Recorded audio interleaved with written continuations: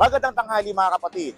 Higit 23,000 volunteer ang nakilahok sa International Coastal Cleanup sa iba't ibang parte ng bansa. Yun ay para maglinis sa mga dalampasigan at ilalim ng dagat. Pero ang tanong ko sa inyo mga kapatid, anong gawaing bahay ang gusto mong gawin?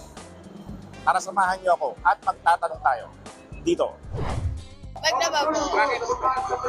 Kasi po nakakaligtas sa magbabantay ng bata. Pagsaing po. Para hindi po pagalitan ni mama. Maghugas po ng plato po. Mas mabilis po siya gawin compare po sa iba po mga gawa. Maghugas po ng pinggan. Bakit yun? Wala lang po. Satisfying lang po siya para sa akin. Kala pa po, nagluluto, tapos naglilinis ng bahay. Ganun ang trabaho ko doon. Para, kasi gusto ko po malinis po yung bahay pag umuwi ako. Yung bahay pag marumi, pangit tignan. Ako ang inyong hani ng bayan, ang tunay at nag-iisang pantanggal umay sa pananghalian.